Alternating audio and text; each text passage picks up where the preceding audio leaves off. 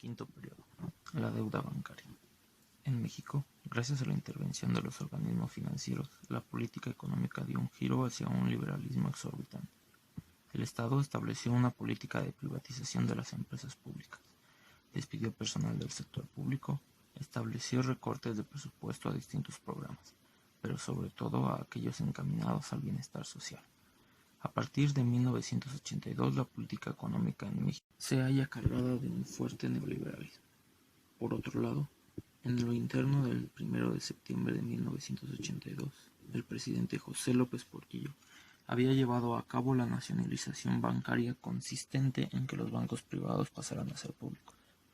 Con esta medida pretendía contar con un instrumento económico para fortalecer su gobierno y operar una nueva política económica.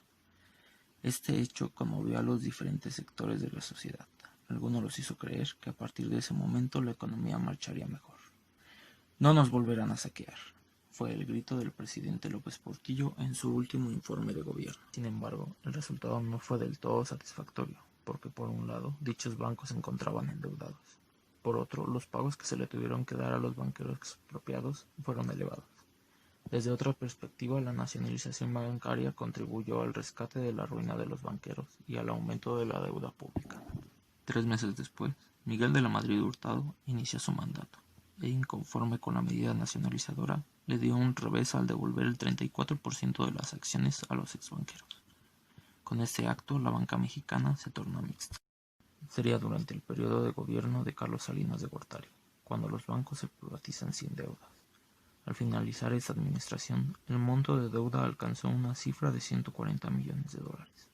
Solo en este sexenio se pagaron 50 millones de dólares en concepto de intereses. Con Ernesto Zedillo se produjo uno de los más grandes escándalos en la historia financiera de México. Durante su gobierno se creó el Fondo Bancario de Protección al Ahorro como una medida para brindar respaldo financiero a los banqueros. Sin embargo, estos excedieron en el uso del fondo, alcanzando una cifra de 67 millones de dólares.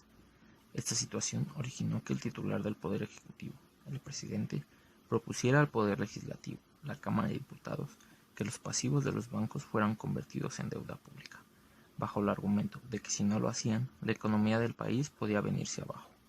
Tras un polémico debate y negociaciones entre los distintos partidos que integran la Cámara de Diputados, se aprobó la propuesta. Nuevamente, se rescata a los banqueros y la deuda privada pasa a ser pública. Zedillo termina su mandato en el año 2000 y con él finaliza otro siglo de historia de México, en el que uno de los elementos principales en la política económica fue la deuda externa.